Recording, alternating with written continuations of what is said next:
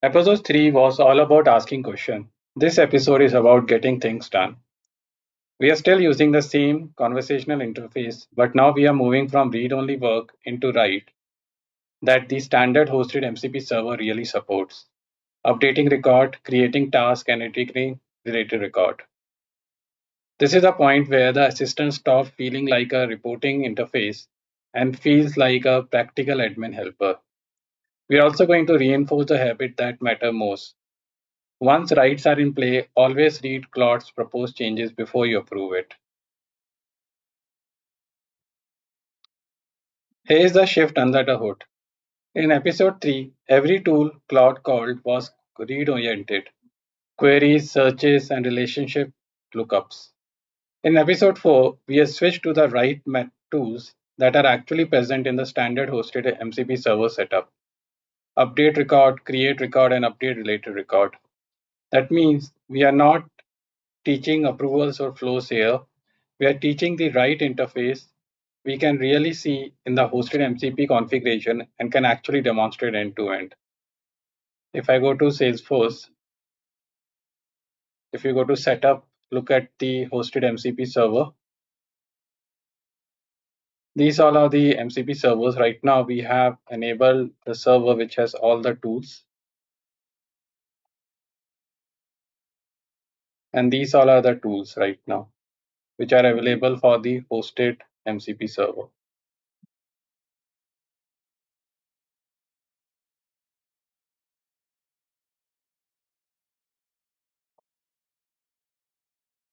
Before we touch anything, set one ground rule. Whenever Claude is about to make a right action, it should tell you exactly what it is about to change before it changes it. Read that summary like you would review a record edit made by another admin. Object field, new value, and target record. This matters most while you are still building trust in the setup. It is not about Claude being uniquely risky. It is simply good discipline whenever a tool has permission to modify real records.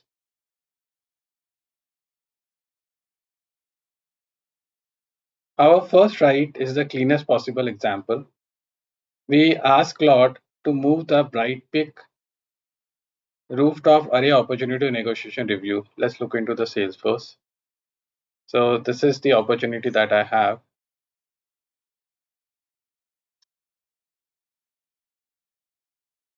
Let's change this opportunities to pricing.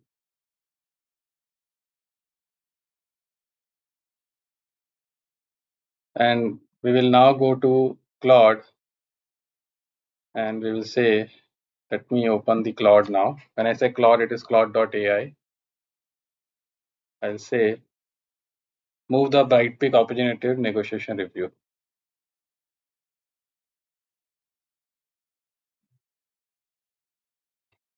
Claude is saying it has done it already. So we'll say, check again. And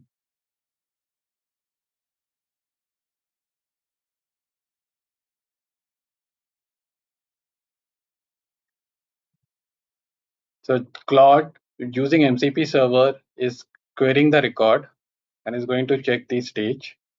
It says yes, it is actually back to proposal. And it says it has changed. Now let's go back to Salesforce and refresh it.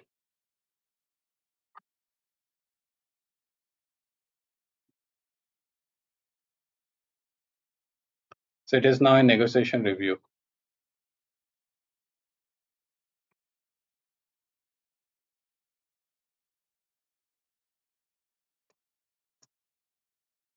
Now let's use a second write pattern that is also fully supported. Instead of saying run a flow, we ask Claude to create a follow-up task on Bright Peak rooftop array for Sam due in 3 business days. So let's go back.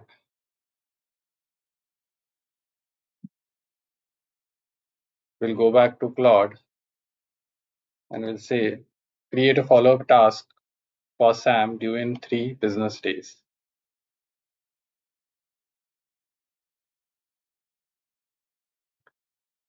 Under the hood, this is just a create record call on task with the subject, due date, owner, and opportunity relationship populated.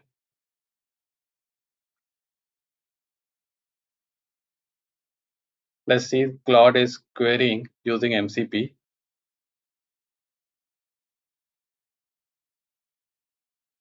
It is asking to create record. I'll say allow once.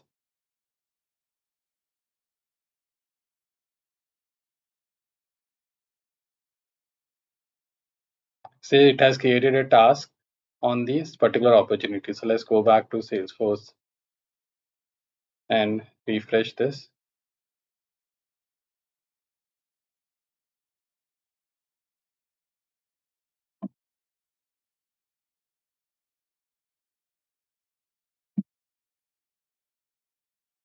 So you will see this task has been created.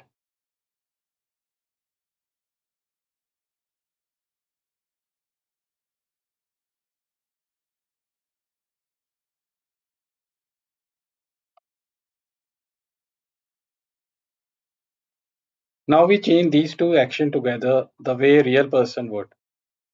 First request, move the stage and create the follow-up task. Uh, let's copy this entire thing. Let's first change from negation review to perception analysis.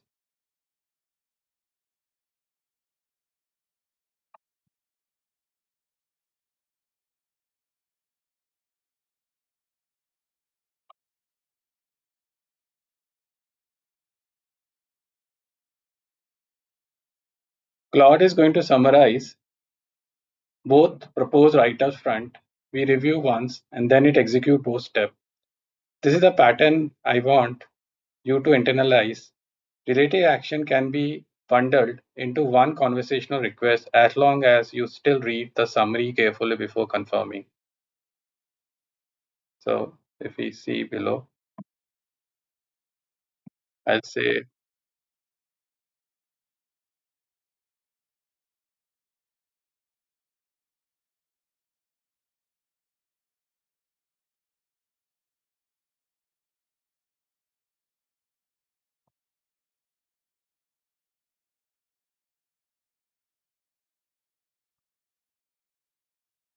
so Claude has changed the negotiation review and it has also created a task.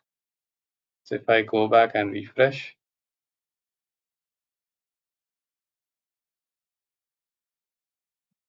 a new task has been created and this negotiation review.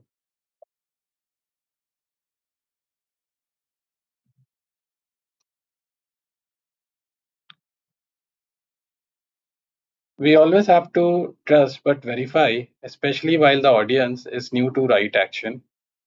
As you have seen, we have opened the opportunity record and we have confirmed that the stage really changed to negotiation review.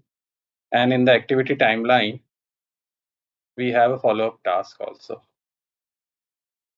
This step is quick, but it builds the right instinct. Do not treat the chat response as proof when the actual record is just one click away.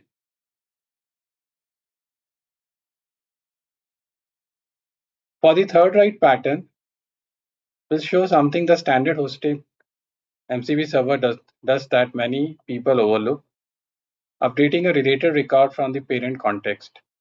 We will ask Claude to use the Brightpick rooftop array opportunity and update the related account phone number. So let's copy this. Go back to Claude.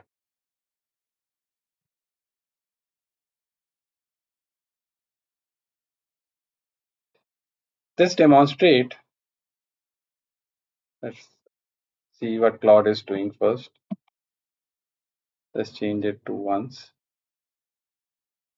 This demonstrate related record navigation and write precision without claiming any flow or approval capability that the standard server does not expose.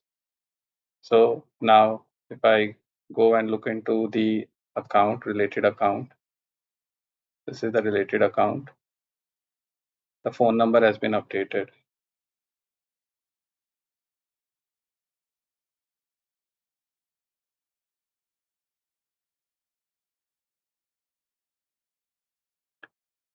So this was the prompt which came, and then we said yes.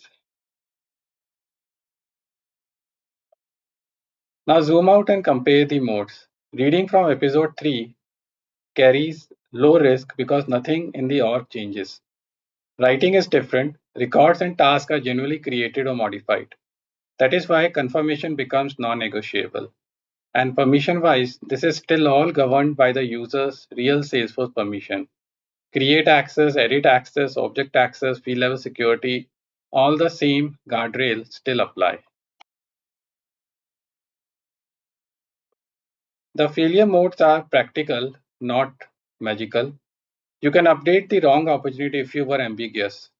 You can create a task for the wrong owner or wrong due date if you skim the summary.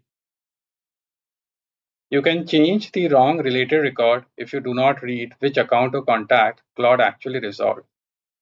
The fix is the same discipline from episode 3, extending to write. Be specific, use names or IDs when needed, and read before you approve.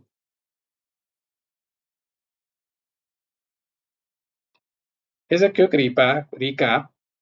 We updated an opportunity stage conversationally, created a follow-up task directly with this standard create record tool, and updated a related record from the parent opportunity context. Most importantly, we practiced reviewing every proposed write before confirming it. Episode 5 is where we take the next step, not custom tool, but using the live data Claude can already retrieve to support real business decision.